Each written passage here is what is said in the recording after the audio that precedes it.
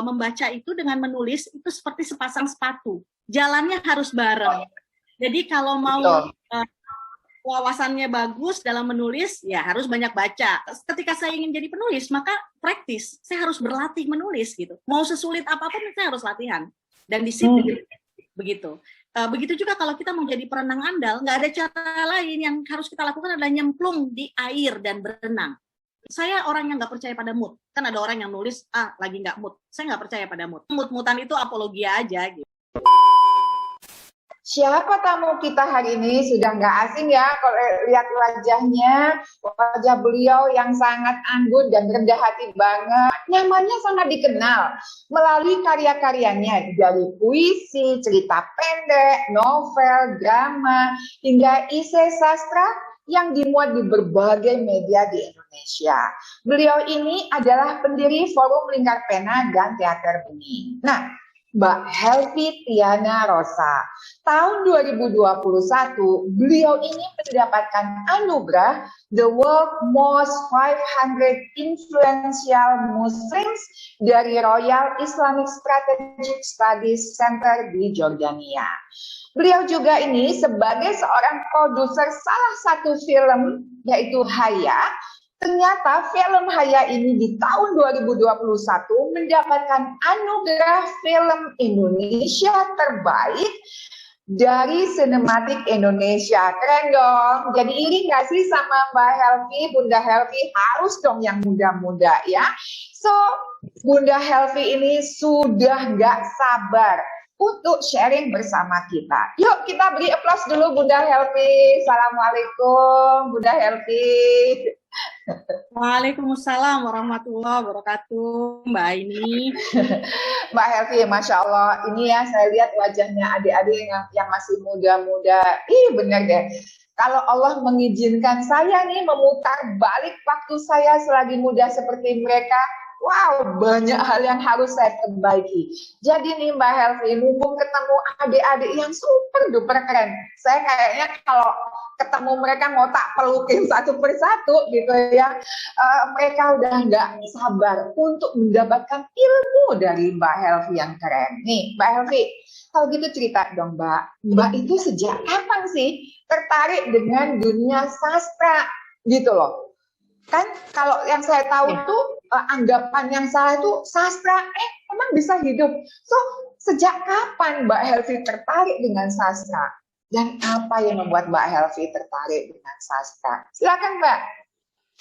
Selamat pagi teman-teman semua. Terima kasih Mbak Aini dan teman-teman yang sudah hadir. Sekarang tadi pertanyaannya Mbak Aini adalah sejak kapan sih saya berkecimpung di dunia sastra? Ya. Dan saya mulai menulis karya sastra itu sejak SD dan pertama kali dipublikasikan di media ketika saya kelas 3 SD, umur sekitar 9 tahun. Nah, tapi awalnya Mbak Aini, saya menulis karya sastra itu memang satu karena saya sangat gila baca, jadi semua saya bacain gitu, sampai koran-koran bekas dari pasar yang bawa tuh untuk bungkus cabe, bungkus bawang, itu semua saya baca gitu ya. Nanti kadang-kadang nyari sambungannya mana, nggak ada sambungannya. Nah, kebetulan waktu itu kondisi keluarga kami juga sangat sederhana, jadi untuk bisa membeli buku, saya menulis. Sejak SD saya mencari uang untuk bisa membeli buku, membeli tambahan buku. Begitu. Itulah sebabnya kenapa saya menjadi sangat disiplin menulis. Karena setiap saya menulis, dimuat di media, biasanya kalau hadiahnya bukan uang, hadiahnya buku. Seperti itu. Dan peralatan alat tulis kayak Sanrio gitu, kan seneng banget. Begitu. Ini awalnya. Wow, ini teman-teman keren banget nggak sih? Jadi gini, dengerin dulu ya. Ini namanya keren banget. Ternyata Bunda Helvi itu sejak kecil mindsetnya luar biasa. Jadi apapun dibaca, sampai bungkus cabe, terus kalau misalnya sambungannya nggak ada dicari-cari, terus apalagi kalau nggak ada uang untuk beli buku, ternyata cara menyalurkannya dengan menulis. Nah, kita di sini dulu deh, Mbak Helvi, karena ini untuk menginspirasi adik-adik ya, karena kan bisa jadi gini loh, Kalau kita lihat teman-teman, adik-adik, Bunda Helvi ini ternyata sejak kecil, even kehidupannya terbatas, tapi tidak melihat keterbatasannya, mencari apa yang bisa dilakukan. So cerita dulu Mbak Helvi supaya nanti adik-adik yang cerita misalnya, saya mau nerbitin jadi takut nih, apapun takut. Nah, biar iri sama Mbak Helvi, lah kok bisa gitu ya? Udah tahu nggak ada duit, tiba-tiba kok pengen nulis itu ke situ dulu deh. Gimana sih ceritanya Mbak Helvi? Silakan Mbak. Ya, tadi motivasi awal saya menulis sebenarnya adalah untuk mendapatkan uang untuk beli buku. Karena kami sangat dengan saya tinggal di tepi rel kereta api, saudara, dan dari kecil saya punya adik yang suka ikut-ikutan saya. Jadi saya suka baca, ketika belum sekolah saya sudah bisa baca, adik saya juga ikut-ikutan gitu ya. Saya nulis, dia minta diajarin. Itu adik saya Asma Nadia ya kemudian ya. Nah, jadi saya selalu melihat walaupun saya punya keterbatasan, misalnya orang-orang bilang kami miskin begitu ya, makan sehari-hari makan telur. Kalau kita punya pengetahuan, kita punya wawasan, kita bisa mengubah itu semua. Nah, salah satu caranya adalah dengan membaca. Dari kecil saya menganggap bahwa membaca itu dengan menulis itu seperti sepasang sepatu, jalannya harus bareng. Jadi kalau mau wawasannya bagus dalam menulis, ya harus banyak baca. Dan tidak ada penulis yang tidak banyak membaca, pasti karyanya kering. Dari kecil saya sudah pemikiran seperti itu, dan kemudian saya karena nggak punya mesin ketik, saya ngamen puisi bawa adik saya waktu SD, ngamen puisi di bus gitu ya, bawa Asma gitu ya, baca puisi di bus gitu, dan ini puisi yang saya kirim ke media. Tapi saya bilang saya juga ingin membacakannya. Kemudian saya nabung untuk bisa beli mesin tik dari sana. Tapi Mbak ini kalau ada janur kuning di jalan, saya dengan Asma itu dari SD bawa ransel kalau pergi. Kalau ada janur kuning, kita berhenti, terus datang numpang makan gitu. Waktu kecil tuh habis ngamen. Nah, jadi Mbak ini kita harus mau mengubah kehidupan kita menjadi lebih baik gitu. Dan semua orang itu sama. Semua orang dapat kesempatan yang sama dari Allah. Jadi selama darah kita sama-sama merah, nggak perlu kita menjadi rendah diri. Rendah hati harus, tapi rendah hati tidak pernah boleh. No way. Ya, apalagi selama kita di backup oleh Allah, insya Allah ya. Kalau kita orang baik, berusaha untuk menjadi lebih baik, kita akan di backup oleh Allah. Jadi harus pasti. Ya betul. Keren banget. Seriously, saya nggak nyangka kalau Mbak Helvi benar-benar mau ngamen untuk baca puisi di bus. Itu nggak kepikir gitu ya. Keren banget. So, kalau gitu Mbak Helvi, apa yang membuat Mbak Helvi jadi tertarik dengan dunia sastra gitu? Iya, karena saya banyak baca buku sastra, itu buku pinjaman sih kebanyakan dari kecil karena hampir nggak bisa beli sendiri. Bisa beli itu cuma buku Petruk Gareng waktu itu, sama buku Si Kancil. Tapi buku sastra tebal-tebal itu biasa dipinjamkan oleh guru gitu. Nah, saya tertarik karena di dunia sastra itu, ketika kita membaca karya sastra, kita bisa tiba-tiba menjadi orang yang berada di dalam karya sastra itu. Dan begitulah cara saya kemudian untuk berimajinasi. Misalnya gini, di dunia nyata saya adalah Helvi Tiana Rosa, gadis kecil dari tepi kereta api yang kesusahan. Tapi di dunia sastra yang saya tulis, saya bisa jadi dokter, saya bisa jadi insinyur, saya bisa jadi ibu rumah tangga, saya bisa jadi sekjen PBB. Itulah kekuatan kreativitas di dalam sastra, kekuatan imajinasi yang membuat saya terus bertahan di dunia sastra. Karena sastra memberi asa, memberi pengharapan, tapi sekaligus berkarya. Begitu. Mbak, ngerasa nggak sih Mbak ketika ngobrol barusan, ini pundak saya, tubuh saya langsung merinding loh. Keren banget merasakan emosi Mbak yang sangat berapi-api, menginspirasi adik-adik betapa dunia sastra ini benar-benar mengubah hidup kita, itu maksudnya. Keren banget ya. Jadi teman-teman, ternyata Mbak Helvi ini sendiri tertarik dengan dunia sastra sejak kecil dan selalu mencari cara, ketika tidak terpenuhi mencari cara, pinjam buku, dan ternyata jadi bagian dari menulis sastra ini adalah bagian memberi harapan sama Mbak Helvi. Jadi Mbak Helvi sejak kecil membangun hope, harapan bahwa oke, saya boleh miskin, hidup di pinggir rel kereta api, tapi dengan menulis angan-angannya tuh menjadi liar, menembus batas tanpa ada batasan. So, jadi teman-teman kalau menulis novel, kalau bisa tulislah apapun yang teman-teman inginkan tanpa melihat kenyataan, karena dari situ namanya creation ya Mbak ya. Jadi ide imajinasi itu berasal dari keinginan yang kita ciptakan dalam pikiran. Mbak, jadi gini Mbak Helvi itu ya, banyak orang bilang Mbak, dan itu juga yang saya dapatkan ketika dulu saya remaja. Jadi banyak orang bilang, aduh ngapain ambil jurusan sastra, nggak usah. Kamu mau hidup pakai apa sih? Susah, kerjanya apa? Nah, itu yang dulu saya dengar dari lingkungan sekitar saya. Tapi sosok Mbak Helvi telah membolak-balik kenyataan itu, telah merobohkan anggapan itu. Justru Mbak membuktikan dengan menjadi seorang sastrawan seperti Mbak Helvi bisa sukses banget. Sukses itu bukan dilihat dari materi, tetapi sukses itu dilihat dari Mbak bisa melakukan apapun yang dianggap untuk menjadi produser itu harus begini begitu. Ternyata Mbak memulainya dari seorang sastrawan. Nah, Mbak dengan karya-karyanya itu kan mendapatkan berbagai penghargaan di Indonesia dan berbagai negara. Yang seriously adik-adik simak sekarang ke layar, lihat wajah perempuan hebat di depan kita ini. Kalian harus bermimpi detik ini. Aku mau menjadi seorang Mbak Helvi, bahkan melebihi dari seorang Mbak Helvi. Nah, cerita dong Mbak, dari awal menjadi sastrawan, Mbak itu sempat ragu nggak sih dengan masa depan Mbak, supaya apa? Tadi saya dengar tuh adik-adik, Bunda saya nggak boleh nih sama orang tua kalau jadi penulis aja. So cerita dong Mbak, supaya adik-adik ini paling nggak ketika dengan passionnya, dia sudah bisa membaca masa depannya. Silakan Mbak. Saya selalu berpikir dari kecil itu saya pengen jadi guru atau dosen. Dulu kalau anak SD mikirnya guru ya, belum tahu tentang dosen dulu waktu SD kelas 1. Ditanya cita-citanya, saya bilang saya mau jadi guru, tapi saya sambungkan guru yang penulis. Seperti itu. Nah, saya sudah berpikir bahwa saya akan menjadi penulis. Bedanya penulis dengan sastrawan, penulis adalah profesi. Sastrawan adalah julukan dari masyarakat untuk seseorang yang berhasil di bidang sastra.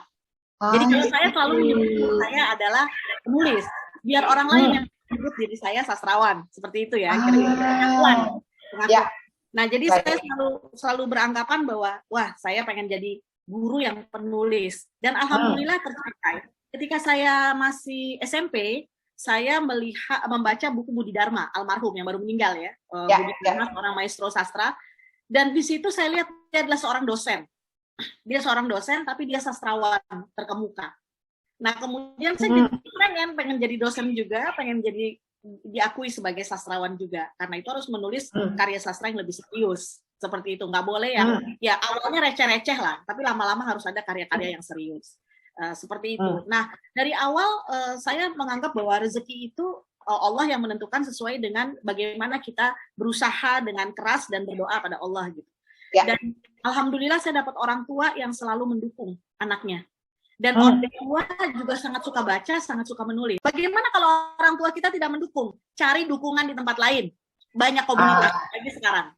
Banyak komunitas. Menulis itu adalah satu kebaikan, satu keberkahan. Ya, kalau kita ngomong kayak gini, yang dengerin mungkin cuma 70 orang, mungkin cuma 100 orang, mungkin di YouTube 1 juta orang. Tapi ketika kita menulis karya kita, ketika kita mati, kita nggak mati, begitu. Jadi bisa banyak sekali, kita nggak tahu dampaknya untuk orang lain, barangkali sangat berguna dan sebagainya. Jadi kalau dari cerita Bunda Helvi, teman-teman, ya kan, beliau itu sudah punya prinsip. Saya mau jadi apapun, jadi guru yang menulis, jadi pebulu tangkis yang menulis. Pokoknya menulis ini kemanapun selalu ngikutin Bunda Helvi. Jadi terus gimana kalau seandainya tidak didukung oleh keluarga, oleh orang tua? Cari komunitas. Kenapa? Karena menulis ini kan kebiasaan baik. Sesuatu sesuatu yang hobi yang bisa mengubah banyak hidup orang lain, mengubah pola pikir, plus kita juga bisa dibayar dari situ. Jadi kesimpulannya, kalau belum didukung sama orang tua, carilah komunitas. Mbak Aini, dan menurut saya orang tua itu mungkin belum setuju karena belum melihat hasilnya. Jadi orang tua saya juga awalnya begitu. Jadi awalnya cuma, kamu kok melamun terus sih nak, kamu kok ini, aku mau nulis ma, aku mau lagi nulis gitu. Kamu nggak belajar aja mendingan, kemarin matematika nilainya jelek gitu. Kamu nggak belajar aja, ya sebentar nah nanti belajar matematika, tapi mau nulis cerpen ini dulu gitu. Nah begitu cerpen itu saya kirim kemudian diterima dan diterbitkan, orang tua bangganya luar biasa. Jadi kalau saya lagi nggak nulis, tanya, kok kamu udah lama nggak nulis ya? Nah seperti itu ya, tadi Rosina sempat bertanya sebelumnya. Jadi tunjukkan hasil, mereka akan dukung 100%. Yakin. Setuju. Jadi kesimpulannya gini teman-teman, tadi jika di antara teman-teman ada yang belum dapat support dari orang tua, buat tulisan gitu ya, maksudnya lempar itu, kirim ke berbagai penerbit. Penerbit kan sekarang nggak harus menjadi sebuah buku ya. Kirim misalnya ke, saya nggak tahu deh yang menerima cerpen secara online. Atau maafkan saya, buat aja blog dulu misalnya. Buat blog, tulisan, share ke Facebook, share ke Instagram. Kalau tulisan itu menginspirasi, orang akan datang ke situ.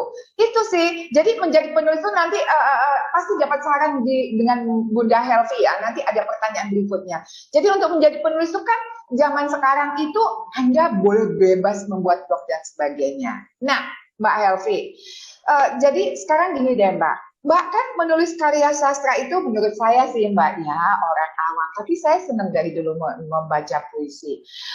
Menulis karya sastra itu menurut saya dan beberapa orang yang awam itu sulit Mbak gitu loh. Ada juga yang bilang menyenangkan gitu. So, jadi mana sih Mbak yang benar? Sulit, menyenangkan, atau sulit dan menyenangkan, atau gimana Mbak? Ya, silakan Mbak. Di antara manfaat sastra itu dia menghibur, ya, menyenangkan, ya, dan kemudian dia bermanfaat, ya, seperti itu. Yes. Itu sastra. Nah, kalau kita mengalami kesulitan ketika kita berkarya, yang pertama tentu segala sesuatunya perlu praktis. Kemarin di TikTok saya, TikTokan juga ya. Keren. Ya, kemarin di TikTok saya mengatakan bahwa menulis itu seperti bermain kungfu. Ya. 30 tahun dalam hidup saya, 30 tahun dalam hidup saya itu nonton Jackie Chan, nonton Jet Li. Detail melihat gerakannya. Apakah saya bisa main kungfu? Nggak bisa. Saya ingin, ketika saya ingin jadi penulis, maka praktis. Saya harus berlatih menulis gitu. Mau sesulit apapun, saya harus latihan. Dan disiplin. Begitu. Begitu juga kalau kita mau jadi perenang andal, nggak ada cara lain. Yang harus kita lakukan adalah nyemplung di air dan berenang. Itu caranya. Begitu juga menulis. Nah, karena itu Mbak Aini ketika kemudian ada yang bilang menulis itu sulit. Iya, untuk pertama kali sulit. Jangankan untuk kita, untuk pemenang hadiah Nobel seperti Ernest Hemingway, dia sampai akhir hidupnya masih mengatakan, ya, membuka kalimat pertama di dalam cerita pendek atau novel itu sulit. Sampai itu orang yang sudah seperti itu, ya. Artinya begini, kadang-kala kesulitan itu ada, tapi selalu ada jalan keluarnya. Nah, kalau saya, jalan keluar yang paling utama adalah praktis, latihan. Makin sering berlatih itu makin mudah. Kemudian yang kedua, tekad. Kalau kita punya tekad yang kuat, apapun kita babat, gitu. Ya. Yang ketiga, saya orang yang nggak percaya pada mood. Kan ada orang yang nulis, lagi nggak mood. Saya nggak percaya pada mood. Apalagi kalau bekerja di majalah ada deadline. Nggak ada mood-moodan itu. Itu mood-moodan itu apologia aja, gitu. Ya. Nah, itu kalau menurut saya, kalau mau jadi orang yang disiplin, jangan manja sama mood. Aduh, lagi nggak mood. Nggak moodnya kok 10 tahun ya. Lagi nggak mood seperti itu. Nah, jadi kalau kita ingin menjadi penulis dan merasakan bahwa bagian dari kesukaran itu ada namanya writer's block. Jadi tiba-tiba kita di tengah stuck, nggak bisa ngapa-ngapain. Ya. Di awal kalimat stuck, misalnya nggak bisa ngapa-ngapain. Udah siap-siap nih nulis, udah semangat dari Mbak Helvi, tahu-tahu begitu pulang ke rumah, tiba-tiba kali pertama aja susah. Nah, ada cara-caranya. Mungkin kalau untuk pemula, mungkin harus bikin sinopsis dulu, atau bikin kerangka dulu, gitu. Tapi kalau untuk cerpen saya sendiri orang yang tidak bisa pakai kerangka dari awal gitu. Kalau novel oke lah pakai kerangka. Kalau cerpen enggak. Nah akhirnya yang saya lakukan ketika saya mengalami stuck itu adalah saya menulis tentang stucknya saya itu. Yes. Jadi, misalnya gitu. Ya. Nah jadi misalnya saya ingin menulis sebuah topik, tapi saya tidak tahu kenapa saya tidak bisa menuliskan. Orang-orang mengatakan bahwa menulis itu tidak sulit, tapi ketika saya mencobanya, selalu saya bertemu di titik ini. Sulit. Ini kan kita lagi nulis itu sebenarnya, gitu. Ya, jadi yang kesulitan itu yang kita tulis, akhirnya jadi satu tulisan juga. Gitu. Nah, saya pada akhirnya berusaha untuk tidak memberi stigma bahwa menulis itu sulit, tapi kemudian membuka hati saya dan perasaan saya, pikiran saya bahwa menulis ini asik. Gitu. Menulis ini buat saya seperti membaca. Menulis ini kayak kita rekreasi, kayak kita piknik. Membaca, menulis itu seperti piknik, rekreasi. Pada akhirnya itu akan membuat lebih mudah. Dan satu lagi sih Mbak Aini, saya merasa bahwa yang namanya menulis itu, membaca dan menulis, buat saya itu jangan kita menunggu waktu luang, tapi kita harus meluangkan waktu. Banyak orang kan bilang saya nggak punya waktu buat baca. Saya nggak punya waktu buat nulis. Emang apa kamu dibandingkan Pak Jokowi misalnya gitu kan? Ya, jadi sesibuk apapun, kalau menurut saya kita harus meluangkan waktu. Ada waktu untuk membaca, ada waktu untuk menulis dan disiplin. Nah, itu Mbak ini. Ya, keren, benar. Saya dulu inget banget dulu melakukan. Jadi teman-teman pertama setuju. Nggak usah mengatakan gini. Aku mau nulis kok nggak mood ya. Menurut saya gini, kalau kita sampai membiarkan bilang nggak mood, sebetulnya kita membiarkan emosi kita menguasai diri kita.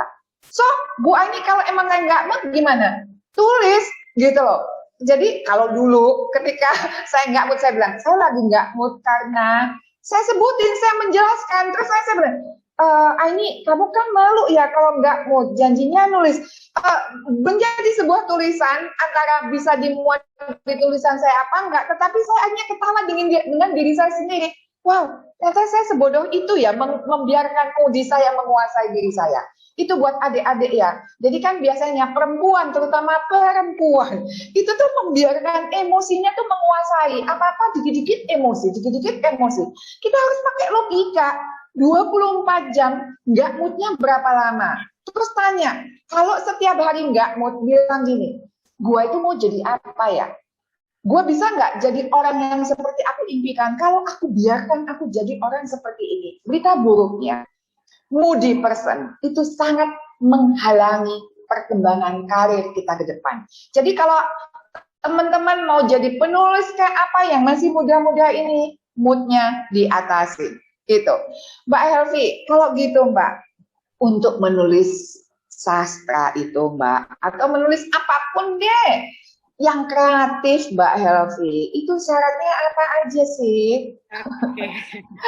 Ya, untuk menulis secara kreatif, tentu saja menulis itu sendiri sudah merupakan kegiatan yang kreatif ya.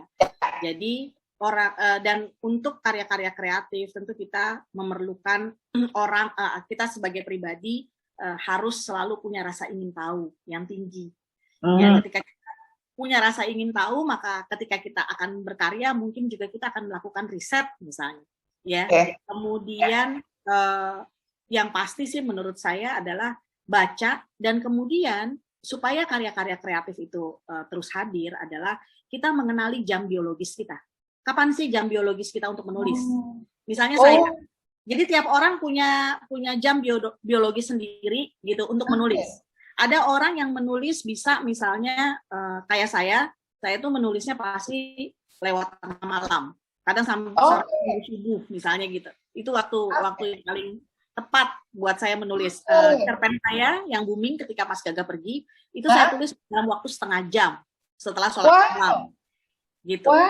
Ya, saya kalau disuruh nulis pagi misalnya bisa, dipaksa pasti bisa gitu, tapi hasilnya akan berbeda.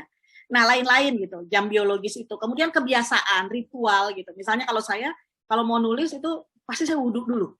nggak tahu, saya punya kebiasaan gitu. Masya Allah. Kebiasaan gitu ya. Jadi ada orang-orang yang seperti itu gitu. Wudhu, saya usahakan wudhu dulu gitu. Teman saya malah setelah dia belajar, oh ya Vi, saya juga mau wudhu dulu, malah dia sholat 2 rakaat dulu gitu, Masya Allah gitu ya. Nah, itu bisa supaya Allah membimbing kita misalnya gitu ya. Dan banyak hal-hal lain yang kita bisa lakukan, tapi menurut saya harus diiringi dengan membaca, sehingga bukan hanya membaca sih sebenarnya, saya bagi ya. Saya itu diantaranya saya sangat suka menonton. Saya suka nonton. Jadi kaget, Bu Helvi kok suka nonton? Iya, saya suka nonton. Saya suka baca, menonton. Ketika membaca, kita membayangkan visualnya. Yes. Ketika menonton, hal-hal imajinasi kita sudah selesai. Kalau baca, imajinasi kita masih, misalnya gini, Harry Potter, kita baca Harry Potter gitu. Kita mengimajinasikan Harry Potter seperti apa, lawannya seperti apa, dan sebagainya gitu. Tapi begitu kita nonton Harry Potter, udah selesai itu imajinasi kita. Karena itu pentingnya kita suka membaca gitu. Nah, tapi saya juga suka menonton gitu. Saya melihat bagaimana cerita berjalan di film. Nah, saya misalnya gini, saya suka ya nonton drama Korea, drakor. Saya suka nonton drakor. Gara-gara tadinya saya nggak suka, tadinya saya suka nonton film-film barat atau film India tertentu yang memang estetik ya, bagus gitu, yang nggak banyak joget. Nah, Asma Nadia, adik saya, dia kan paling jago bikin novel. Jadi kalau saya dibandingkan dengan Asma, walaupun Asma saya yang ngajarin nulis gitu ya, saya belum menulisnya Asma, tapi untuk novel Asma nafasnya lebih panjang dari saya. Saya itu biasanya bikin cerpen atau puisi, begitu. Nah, Asma bilang sama saya, Kak, coba deh kakak nonton drama-drama Korea. Itu bagaimana dia menjalin cerita dan menyelesaikan cerita, itu keren. Kemudian dia merekomendasikan beberapa drama Korea. Akhirnya saya nonton gitu, kemudian mendapat beberapa insight, saya mendapat beberapa imajinasi gitu, pengayaan gitu. Oh, kayak gini mestinya. Gitu. Jadi membaca, menonton, ya itu melatih kreativitas kita. Satu lagi Mbak Aini yang melatih kreativitas kita adalah snack writing. Saya menyebutnya snack writing. Snack writing itu artinya kita nulis, tapi nulis itu kayak ngemil. Jadi nulis itu kayak misalnya nulis caption di Instagram, nulis status di Facebook, nulis di blog. Jadi satu hari minimal nulis 1 paragraf saja misalnya, itu buat snack writing gitu. Jadi terbiasa. Iya, jadi lakukan snack writing di mana kita bisa. Abis nonton drakor, bikin snack writing-nya. Abis hari ini muhasabah malam sebelum tidur, snack writing dulu. Nulis aja apa gitu.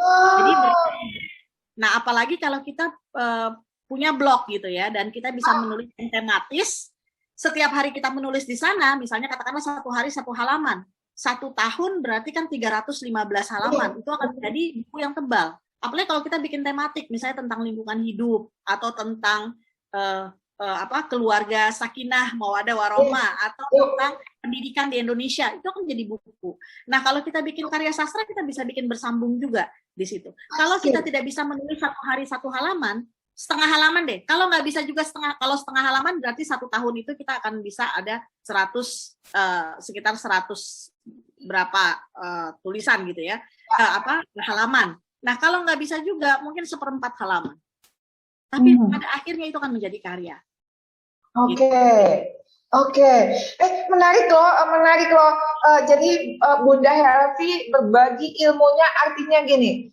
Setiap hari usahakan 1 halaman. Kalau nggak bisa 1/2 halaman, it's okay. Kalau nggak bisa lagi 1/4. Jadi jangan banyak alasan.com. Kalau 1/4 aja nggak bisa, kemana aja kalau mau jadi penulis pertama. Kedua, snack writing. Saya baru dengar ini kata-kata itu, keren banget. Jadi snack writing itu membuat status. Misalnya habis nonton drakor apa, buat status. Terus dapat insight apa, atau melihat teman kejadian yang kita lihat apa, buat status, dan itu ternyata bisa menjadi sebuah tulisan akhirnya dalam 1 tahun. Ini ada pertanyaan nih Mbak, sebentar ya. Gini, Bunda Helvi, saya emak-emak berumur 49 tahun baru belajar menulis. Keren Ibu, selamat dong ya. Ada rasa menyesal kenapa tidak dari dulu. Baru menulis 1 buku solo saya tentang puisi. Semoga belum ada kata telat ya Bunda. Saya penggemarnya Bunda Helvi. Monggo Mbak. Ya, ya tidak ada kata terlambat dalam menulis. Dulu waktu di Forum Lingkar Pena ada juga yang baru bergabung umur 70 tahun.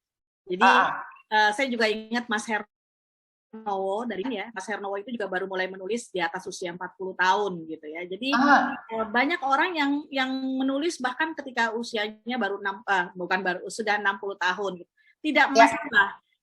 Yang penting kita punya kesadaran bahwa minimal ketika kita meninggal nanti, minimal kita sudah menerbitkan satu buku minimal buat anak cucu kita. Satu buku yang berarti buat mereka. Jadi selalu satu buku sebelum mati itu penting banget. Buku yang bisa kita wariskan gitu. Jadi nggak pernah ada kata terlambat. Bisa jadi nanti Mbak yang akan menyusul saya akan menulis lebih banyak dan sebagainya. Ya selama Allah memberi kita nafas. Cuma kita kan nggak tahu nih umur kita sampai kapan. Jadi kita mulai saja segera setelah ini gitu ya, setelah acara webinar ini. Gitu. Yes. Oke, nah Mbak, ada beberapa pertanyaan, tapi saya lihat pertanyaannya masuk ke dalam pertanyaan ini Mbak. Nah Mbak, kalau gitu nih Mbak, untuk bisa menulis, untuk proses menulis kreatif sastra ini Mbak, atau nulis apapun, cerpen dan sebagainya, itu dimulai dari apa kalau begitu Mbak? Mulainya Mbak, silakan. Ya, biasanya kita mulai dari proses pencarian ide ya.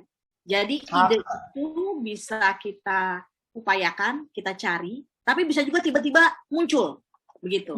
Tapi bisa juga diupayakan. Nah, yang tiba-tiba muncul itu kayak misalnya lagi sholat, Allahu Akbar, tahu-tahu kita dapat ide gitu ya. Jadi ide bisa di mana aja. Tapi saya punya rumus 10D+ untuk bagaimana cara kita menemukan ide kalau orang yang kehabisan ide.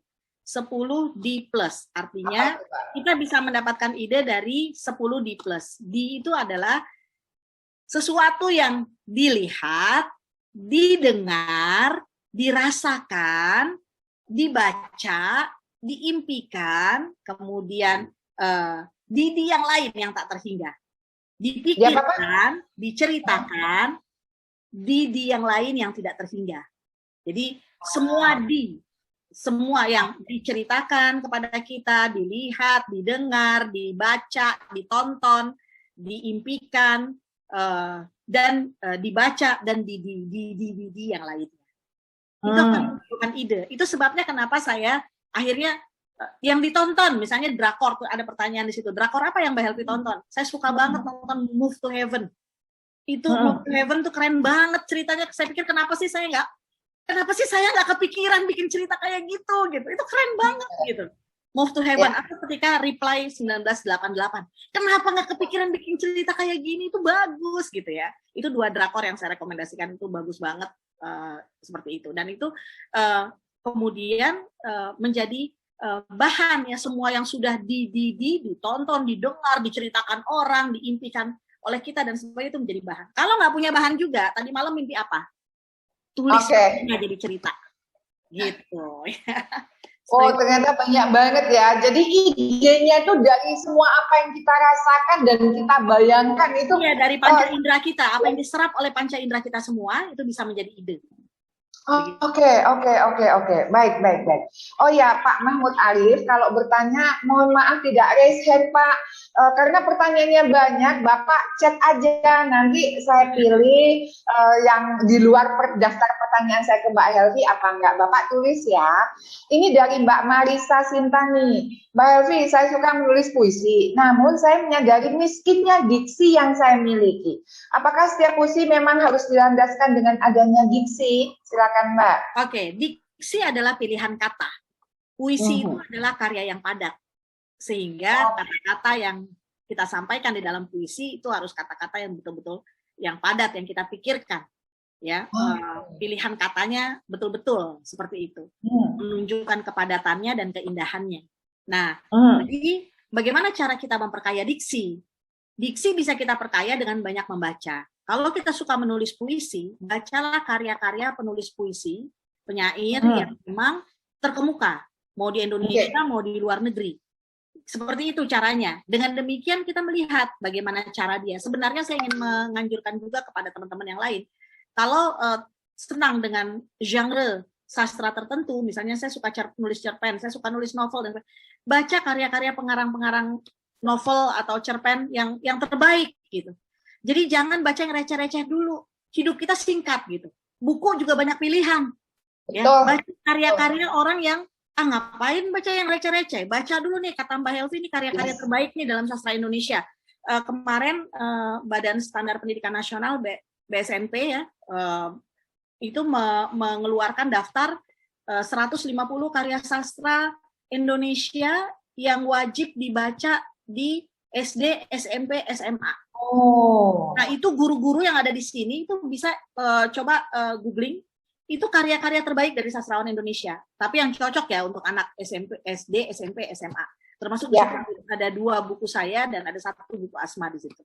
Ya, jadi kita tentukan ketika kita ke toko buku, buku-buku yang dapat penghargaan, coba kita baca. Coba kita lihat, pengen tahu seperti apa sih? Seperti itu. Yes. Paling enggak berarti sudah diakui kualitasnya sehingga bisa menjadi apa ya?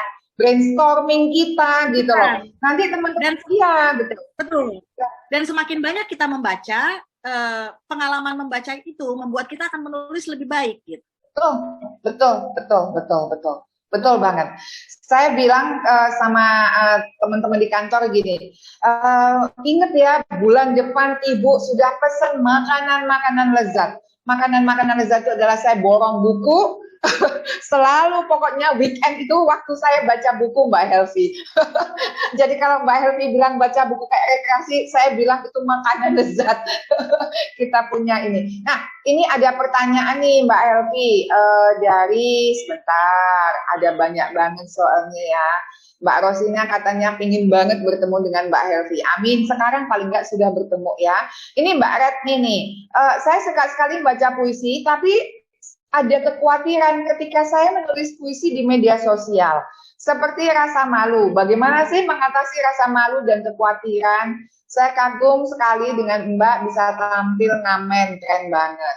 Monggo Mbak, itu padahal nulis status di halaman sendiri malu, apalagi di halaman orang. Silakan Mbak. Kalau puisi memang ada satu penelitian, kenapa penyair Indonesia lebih banyak laki-laki daripada perempuan, karena memang perempuan lebih malu ya, karena kalau puisi itu kan bagian yang memang sangat dalam, dalam dan itu menunjukkan rasa yang sangat kuat gitu. Tapi kita harus ingat bahwa ketika kita menulis sesuatu itu bukan berarti selalu tentang kita. Jadi misalnya saya menulis puisi patah hati, kehidupan saya tidak patah hati gitu, suami saya baik-baik aja gitu. Tapi saya ingin menulis mengangkat misalnya tentang teman saya yang diselingkuhi gitu. Kemudian dia bilang, Helvi tolong bikinkan saya puisi. Saya buatin untuk mengobati ininya, dia saya buatin gitu ya. Dan ketika saya membuat bukan berarti saya yang lagi nauzubillah ya, bukan gitu. Tapi itu, dan ini adalah kedewasaan pembaca gitu, bahwa ketika kita menulis memang nggak selalu tentang kita. Tetapi ingat bahwa apa yang kita tulis sebenarnya adalah yang kita pikirkan, yang kita concern terhadap itu. Jadi misalnya saya menulis tentang ada seorang perempuan yang diselingkuhi, saya concern kenapa apa sampai terjadi seperti itu. Saya ingin menghibur teman saya ingin memperingatkan para laki-laki dan sebagainya, barangkali seperti itu ya. Jadi tetap apa yang kita tulis adalah apa yang kita yang menjadi kegelisahan kita. Kalau saya begitu, apa sih yang ditulis oleh Helvi? Sesuatu yang mendesak-desak nurani saya, yang bikin saya gelisah, yang bikin saya luka. Itu pasti saya tulis. Saya terluka dengan korupsi di negeri ini, maka saya harus menulis tentang itu. Saya terluka dengan apa yang dialami para tenaga kerja wanita Indonesia di luar negeri, buruh migran kita, maka saya menulis tentang itu. Saya terluka terhadap apa yang terjadi di Palestina, maka saya menulis tentang itu. Jadi biasanya kalau kita terluka terhadap sesuatu, kita akan cepat menuliskan. Apalagi dalam puisi. Jadi Jadi Mbak Retni yang nggak usah malu, kan nulis puisi itu tidak harus selalu menggambarkan diri kita, tetapi adalah sesuatu yang terhubung. Kita menjadi emosi melihat kejadian itu, tulis itu gitu loh. Tulis dan boleh kok nanti kalau Mbak punya Instagram, tag aja saya akan baca dan pasti saya salah satu penggemar Mbak gitu. Tulis, jadi gini loh. Apapun yang ada dalam pikiran Mbak, tulis aja. Kalau ada yang membuli, ya udah cuekin aja, so what gitu loh.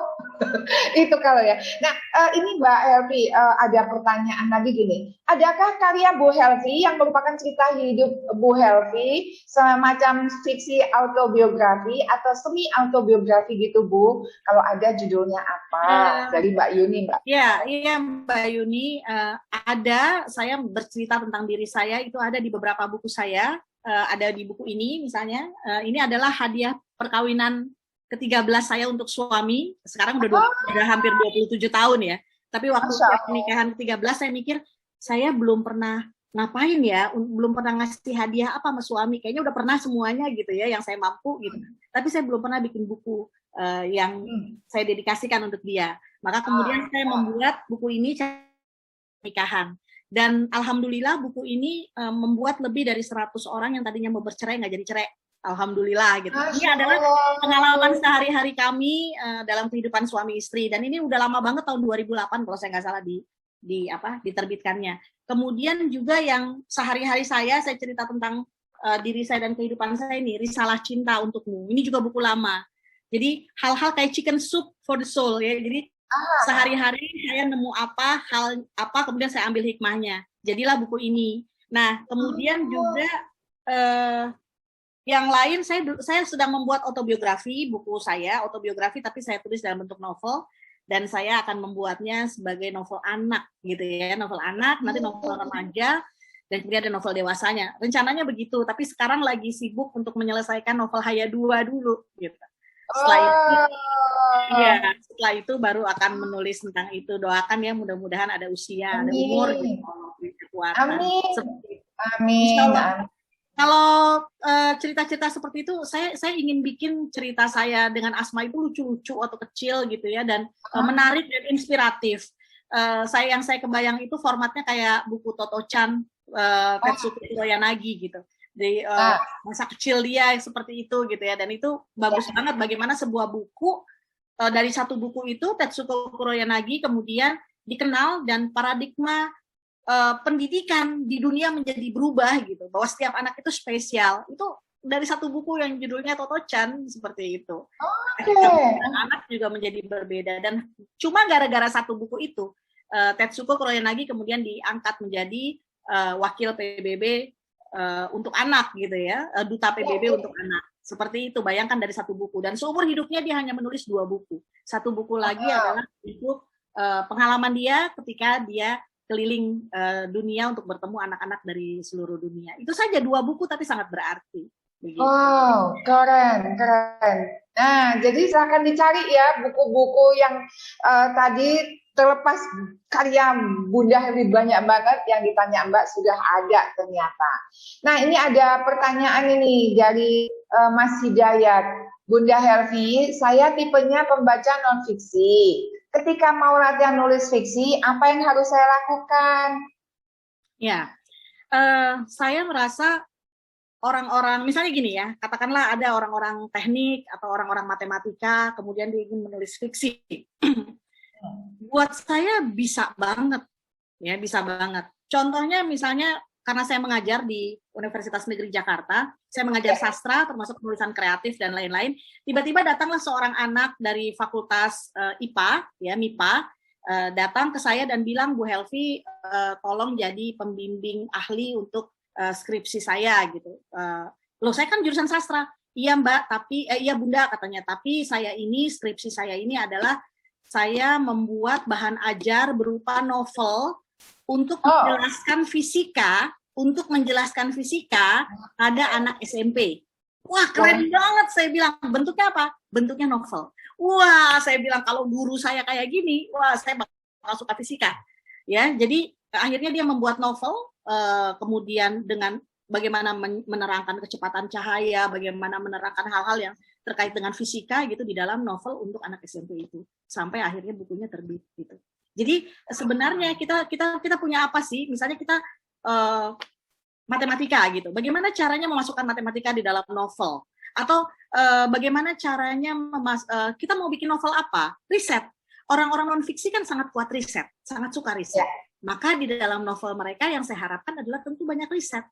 Banyak riset, misalnya bicara tentang Indonesia, di dalam novel ini bicara tentang Indonesia tahun 30.000 barangkali misalnya ya. Nah itu kan dia harus riset kira-kira seperti apa ya, atau misalnya tentang kalau kita lihat novelnya Dan Foust yang katanya ada tentang mirip-mirip corona misalnya seperti itu kan pasti dia pakai penelitian gitu. Ternyata memang ada corona tahun 2020 ini seperti itu gitu. Jadi justru menurut saya orang-orang yang biasanya kuat otak kirinya, orang-orang yang sangat logik gitu, itu ketika dia menulis fiksinya itu akan punya warna khas dan itu akan sangat menarik juga gitu, seperti itu. I see. Jadi teman-teman ternyata untuk membuat sebuah tulisan novel sekalipun itu harus riset ternyata ya Mbak Helvi ya. Betul. Gitu. Oke. Nah Mbak Helvi kan oke, kita bicara novel, cerpen, atau puisi sekalipun, itu kan kita terus harus ada masalah di dalamnya kan Mbak. Karena dengan masalah itu yang membuat pembaca dan kita pun penulis jadi menggebu-gebu dan penasaran. Nah Mbak, gimana sih Mbak cara menciptakan masalah di sebuah karya biar seru banget dan membuat orang tuh kepo gitu? Monggo Mbak. Ya, kita menyebutnya sebagai konflik ya. Jadi ya, konflik ya. Konflik dalam cerita itu kan ya masalah, konflik dalam cerita itu kan kisah kita itu kan bisa saja realis, artinya mengambil dari kenyataan. Jadi sebenarnya fiksi kita itu adalah kenyataan yang kita kemas dengan imajinasi. Jadilah dia fiksi. Gitu. Banyak sekali kenyataan. Saya di dalam cerpen-cerpen saya, misalnya novel saya, itu banyak sekali hal-hal yang sebenarnya nyata. Fenomena gitu ya, tapi kemudian saya bungkus sebagai fiksi karena ditambahkan imajinasi. Nah, konflik-konflik yang ada di dunia nyata tentu saja bisa ditarik ke dalam fiksi. Ya, jadi dunia nyata saya menyebutnya mimesis ya. Jadi dunia nyata itu sebagai cermin yang bisa kita angkat. Masalah korupsi misalnya, gila korupsi dana bansos gitu. Kita bisa masukkan itu sebagai di karya fiksi kita soal korupsi sebagai masalah juga. Kemudian soal apa? Lingkungan hidup. Kemudian soal apa?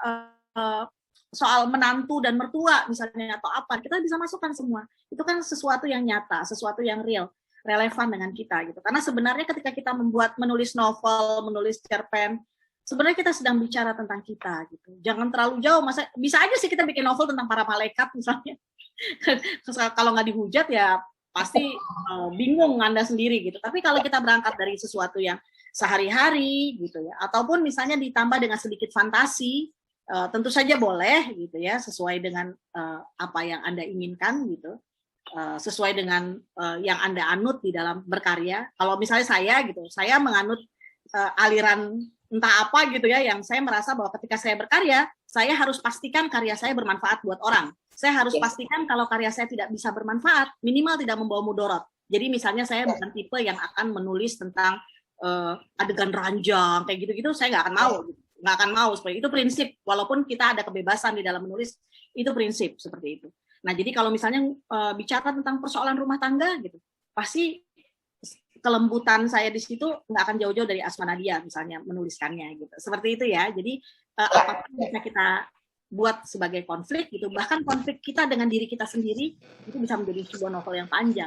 Seperti itu. Sebenarnya mudah untuk meletakkan konflik karena hidup kita itu penuh konflik seperti itu. Ya betul. Oke. Pesan saya sih buat teman-teman ya, kan ketika menyimak Bunda Asma Nadia, wow langsung semuanya terasa mudah, ya kan? Habis ini langsung ambil buku, coret-coret, segera tulis, gitu. Karena apa? Itu namanya momen. Momen itu kita bisa menciptakan, mumpung momennya keren, habis webinar langsung coret-coret apapun yang sudah didapat. Nah, ini banyak banget pertanyaan Mbak. Salah satunya saya mau gabungin antara pertanyaan Mbak Elia dan pertanyaan dari Mas Reski. Bilang gini Mbak, kalau seandainya kita sudah belajar nyicil menulis, sudah terkumpul banyak, ini dibukukan, step berikutnya apa supaya bisa dicetak jadi buku? Terus jadi satu ya, ini dari Mas Reski. Terkadang ketika menulis, kemudian saya membayangkan tulisan saya ini diterbitkan di sebuah penerbit, bagus, punya keberanian, emang harus begitu ya. Tapi saya bingung bagaimana caranya bisa membuat orang lain tertarik untuk membeli dan mau membaca karya saya. saya. Jadinya terkadang saya menunda lagi untuk menulis. Mohon nasihatnya Bunda. Wah, butuh pencerahan banget dari Kak Helvi. Iya, memang goal seorang penulis adalah ketika karyanya terbit, ya. Tapi kita harus ingat bahwa sekarang platform untuk terbit itu banyak. Jadi tidak harus buku cetak, ya. Walaupun buku sampai saya kira 10 tahun ke depan belum akan hilang ya buku ya. Cuma kita harus sadari sekarang, apalagi ditambah pandemi, ditambah dengan era digital, kemudian pandemi, banyak toko buku bangkrut, banyak penerbit bangkrut, itu realita. Nah, yang bisa kita lakukan adalah tentu kita mengidam-idamkan karya kita diterbitkan oleh penerbit mayor. Penerbit mayor itu misalnya Gramedia, Mizan, misalnya gitu, itu penerbit mayor. Tapi nggak ada salahnya juga kita melirik penerbit indie. Penerbit indie ini penerbit yang mungkin nyetak bukunya nggak banyak dan sebagainya.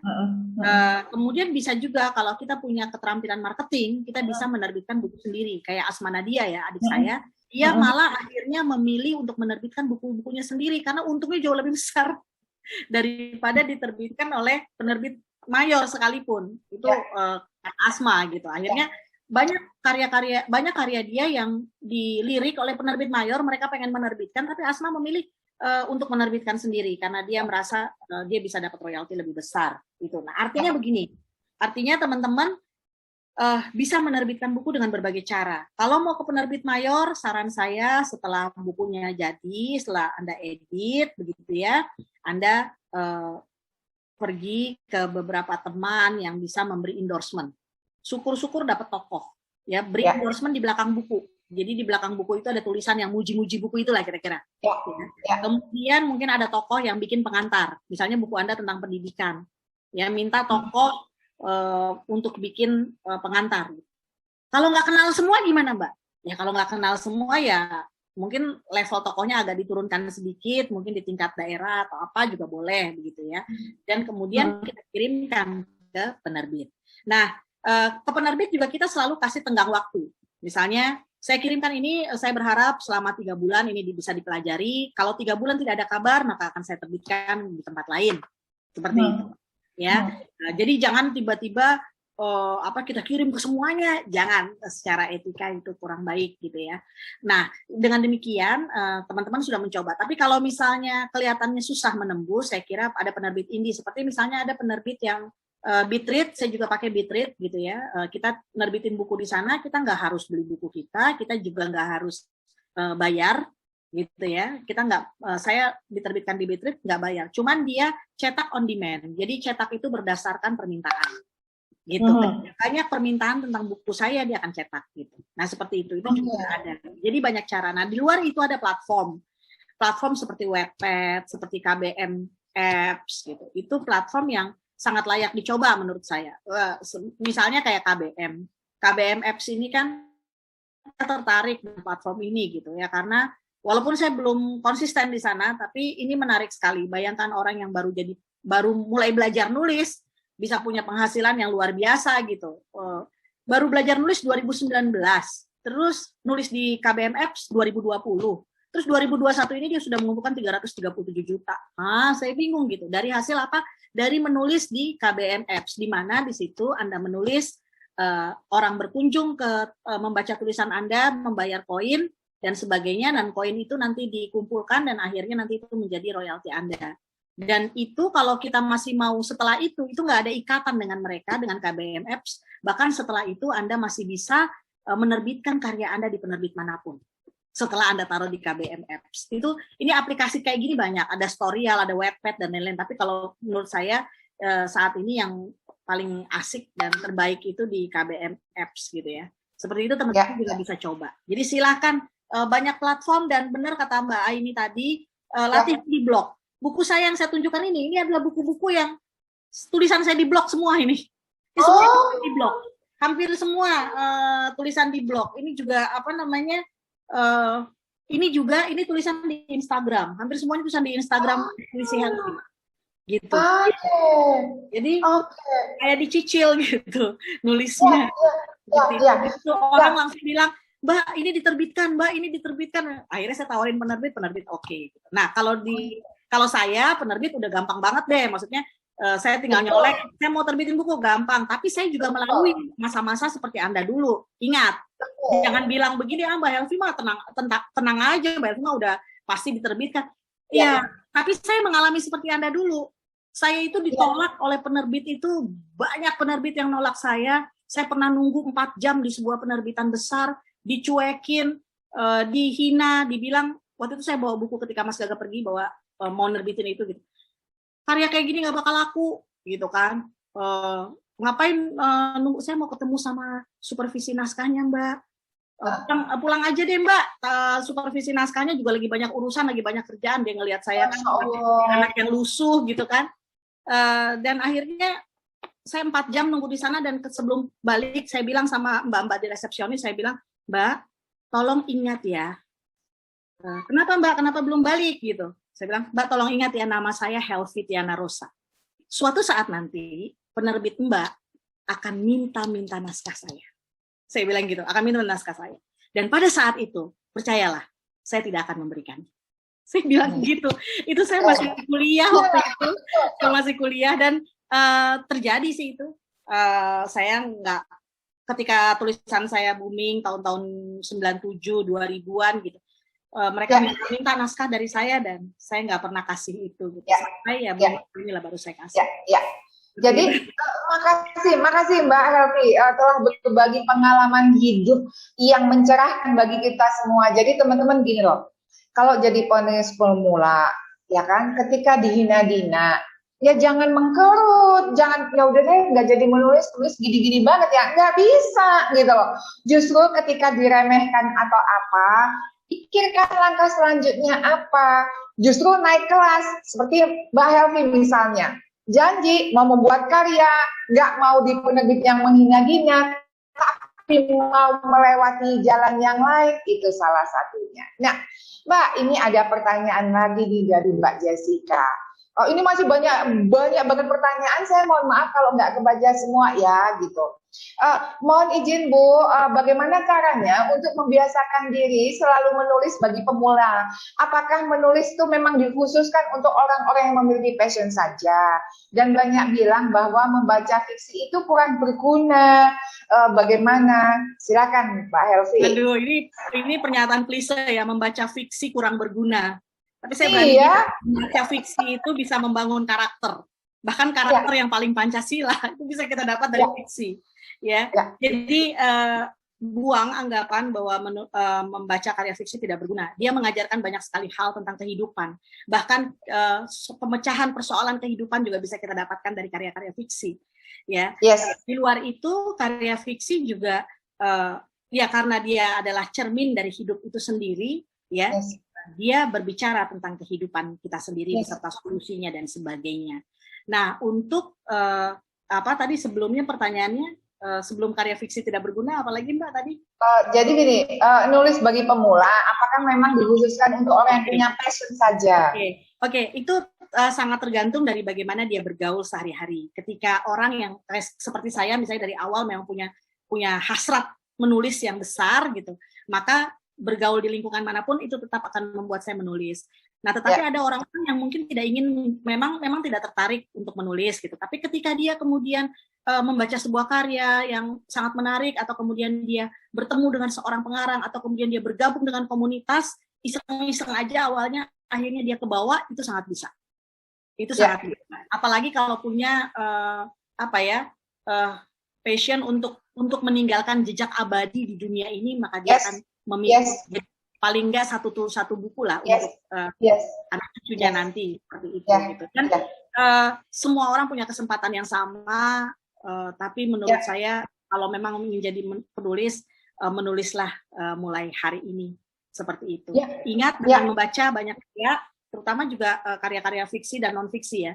Kalau karya fiksi itu kita bisa mempelajari teknik tulisan, teknik penulisan seseorang bukan dari omongannya, bukan dari omongan saya sekarang. Jadi misalnya gini, Anda mau belajar teknik menulis, Mbak, teknik nulis novel kayak apa, teknik nulis puisi kayak Mbak Helvi itu kayak apa, teknik menulis cerpen seperti apa. Saya bisa memberi teori kepada Anda, memberi harapan kepada Anda. Tetapi yang real adalah ketika Anda membaca buku itu, misalnya Anda baca buku saya, oh ternyata teknik menulisnya Mbak Helvi kayak gini. Perhatikan tekniknya. Sekarang saya punya kebiasaan, kalau saya membaca buku, saya bukan hanya memperhatikan isinya, tapi saya memperhatikan tekniknya. Bagaimana orang menuliskannya. Bagaimana sih cara dia menulis puisinya? Bagaimana, dan itu tidak bisa disembunyikan oleh pengarang. Itu tidak bisa disembunyikan oleh sastrawan manapun. Karena dia mengerahkan kemampuan terbaiknya untuk menulis buku. Maka kita akan mendapatkan teknik terbaiknya di antara bacaan-bacaan kita itu. Jadi ketika kita baca, oh ternyata dia pakai, oh ternyata seperti ini cara dia memulai cerita. Oh seperti ini cara dia mengakhiri cerita.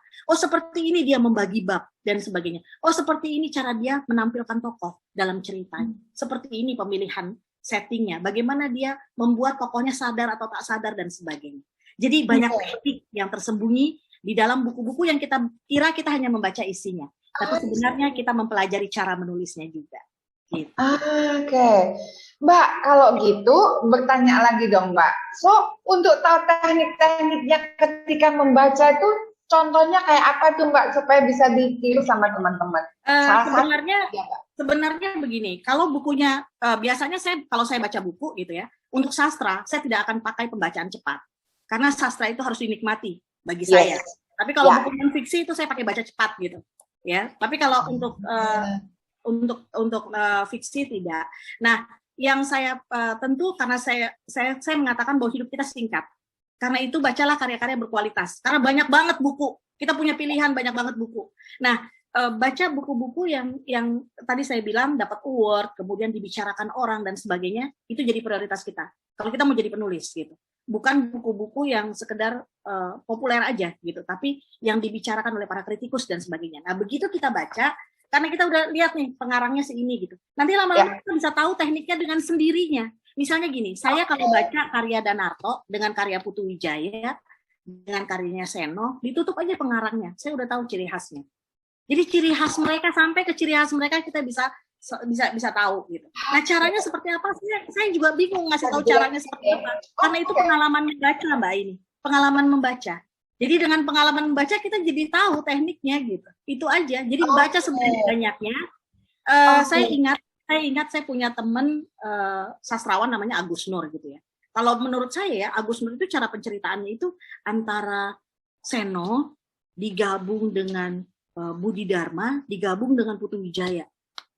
Dan pasti dia baca itu gitu. Karena kelihatan begitu. Nah, saya sangat terpengaruh misalnya dengan Jalaluddin Rumi. Di puisi itu sangat kelihatan. Nah, seperti itu. Karena saya paling banyak baca dia. Seperti itu kira-kira Mbak ini bisa ngejelasinnya, ayo kita baca aja deh. Ya. Kebayang. Jadi maksudnya Bunda Helvi, teman-teman kalau mau menulis novel atau apa gitu ya, baca desain novel yang terbaik, buku terbaik tuh jadi yang sering dibaca kritikus dan sebagainya itu baca, karena waktu kita pastikan baca karya yang berkualitas atau sastra atau apa, karena nanti dari teman-teman rajin membaca tokoh-tokoh idola itu otomatis kita menjadi terpengaruh ya teknik-tekniknya. Nah, itu maksudnya Bunda Helvi, sehingga dari situ kita akan membentuk ciri khas kita sendiri yang bisa mempengaruhi orang lain. Nah, terakhir ini Mbak Helvi, ada pertanyaan yang saya bacakan ya. Jadi gini, sebentar, karena banyak banget. Oke. Jadi gini, Bunda Helvi, saya seorang dosen sastra Inggris di Universitas Sumatera Utara. Pertanyaan-pertanyaan saya ini mungkin lebih ingin bertanya pada perspektif Bunda sebagai akademisi. Bila berkenan mohon dijawab semua, makanya saya bacain panjang, bagus. Menurut Bunda, kenapa ya kalau ranah sastra dan literasi itu lebih diminati wanita atau perempuan? Di prodi saya, mahasiswa perempuan bisa sampai 60-70%, dan ini sudah bertahun-tahun, bahkan sejak saya S1 dulu. Bahkan jurusan sastra Inggris itu dikenal sebagai jurusan gadis-gadis cantik. Oke, peserta webinar ini juga saya lihat sekitar 75% wanita. Mohon pandangannya. Yang kedua, mata kuliah creative writing dengan fokus fiction writing di prodi saya. Niatnya sih melahirkan cikal bakal sastrawan muda. Tapi dari manakah sebaiknya saya memulai? Mengingat mahasiswa untuk memulai saja sudah banyak yang tidak pede. Dari tadi yang share-share kan juga ternyata banyak yang tidak kurang pede ya gitu loh. Dan saya juga bingung textbook apa yang bisa dipakai untuk memulainya. Silakan Mbak Helvi. Ya, kita sama-sama dosen ya. Saya jawab yang perempuan lebih banyak dan sebagainya. Mungkin gini, ketika James Pennebaker mengumumkan tentang penelitiannya bahwa menulis itu mengurangi stres, menulis itu menyembuhkan gitu ya. Hasil penelitian James Pennebaker bahkan mengatakan, yang terakhir itu bahkan mengatakan bahwa menulis itu bisa mengurangi resiko kemandulan. Saya juga nggak ngerti itu dari mana gitu bisa sampai ke situ. Tapi itu adalah penelitian di jurnal internasional. Artinya menulis itu menyehatkan. Nah, perempuan karena dia sangat suka berkata, ya, kalau kata James Pennebaker, walaupun ada buku yang mengatakan bahwa perempuan itu berkata 20.000 kata, sementara laki-laki hanya 7.000 kata oleh James Pennebaker, kemudian disanggah dan dikatakan bahwa perempuan itu biasanya berkata per hari itu sekitar 16.000 kata dan laki-laki 15.000 kata. Artinya hampir sama juga gitu. Nah, tapi perempuan itu karena dia lebih perasa, ya lebih perasa seperti itu, mungkin juga dia perlu kebutuhan untuk menyampaikan, di mana itu tidak selalu verbal dengan ucapan gitu. Nah, kebutuhan itulah yang kemudian terpenuhi dengan ketika dia menulis blog, menulis macam-macam seperti itu ya. Dan itu bagian dari karena dia pemalu, karena perempuan ini pemalu, maka dia lebih suka menulis. Kira-kira seperti itu. Nah, tetapi ada penelitian lain yang mengatakan, tadi di awal saya mengatakan bahwa kenapa sih penulis puisi kebanyakan pria daripada wanita. Ternyata karena dalam puisi itu karena kata-katanya padat dan sebagainya, puisi ini kalau kata Bob Dylan ini musisi yang kemudian menang Nobel Sastra ya. Bob Dylan itu mengatakan bahwa ketika menulis puisi, saya seperti berada di satu museum telanjang gitu, dan Anda melihat saya. Dan Anda melihat saya. Artinya orang nulis puisi itu dia menulis sesuatu yang sangat dalam gitu, sehingga perempuan juga terlalu malu untuk itu, sehingga lebih banyak laki-laki. Tapi kemudian berkembang kan, sekarang perempuan juga banyak menulis puisi. Itu penelitian tahun-tahun 90-an ya. Sekarang sudah lebih berkembang. Intinya sih menurut saya kita mungkin perlu penelitian terbaru soal ini gitu. Tapi perempuan memang butuh ruangan, butuh ruang, butuh eksistensinya juga diakui. Salah satunya bisa dengan menulis, ekspresinya.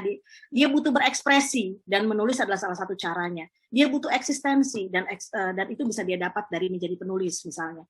Kemudian dia butuh aktualisasi. Mungkin dia harus dia lebih memilih di rumah, tapi dia butuh aktualisasi dengan menulis.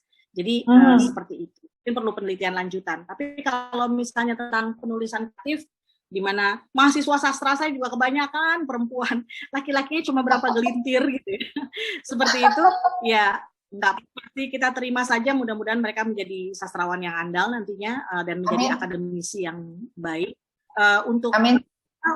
Untuk memulainya tentu saja kita perbaiki dari RPS-nya. Saya juga mengampu mata kuliah penulisan kreatif, di mana di penulisan kreatif ini luarannya adalah mahasiswa membuat novel di akhir itu kemudian novel itu harus dipublikasikan minimal di blog dia gitu. Jadi aplikasi yang saya bilang itu gitu. Jadi tugas luarannya memang harus jelas supaya mereka menulis, dan di penulisan kreatif itu saya mengontrol mereka tiap pekan. Jadi tiap pekan mereka nyetor tulisan, sekarang ini ada 17 anak yang ikut, karena nggak semua anak berani ngambil mata kuliah ini. Kemudian di mata kuliah ini mereka nyetor bab-babnya itu tiap minggu ke saya, dan saya koreksi, kemudian lanjut. Saya koreksi, lanjut, dan sebagainya. Sehingga di akhir semester jadilah novel karya mereka. Seperti itu. Wow, begitu, wow. Berarti siapa Mbak namanya yang dosen sastra Inggris? Saya akhirnya menyadari perkataan Pak Budi Dharma almarhum. Jadi Pak Budi Dharma pernah mengatakan, Helvi, ingat ya, kalau kamu memilih jadi PNS gitu, mungkin kamu tidak akan jadi penulis yang seperti Asma. Karena apa Pak? Karena Asma tidak PNS. Kenapa? Ternyata ketika saya menjalani 16 tahun menjadi dosen, ternyata tagihan dosen luar biasa, tagihan penelitian, pengabdian masyarakat, tagihan untuk mengisi formulir-formulir yang terlalu banyak menurut saya untuk pegawai negeri. Aduh, ini kayaknya jadi novel ini. Pegawai negeri terkungkung oleh kebanyakan form yang harus dia isi gitu, sehingga membuat dia lupa berkarya. Jadi itu barangkali Mbak Aini yang bisa saya sampaikan, semoga bisa tetap produktif dan kita rangkul anak-anak kita, dan dosen atau guru itu adalah model bagi siswanya, model bagi mahasiswanya. Dan ketika dia melihat kita, dia melihat asa, dia melihat motivatornya. Karena itu jangan biarkan mereka berhenti, kita rangkul dan kita dorong.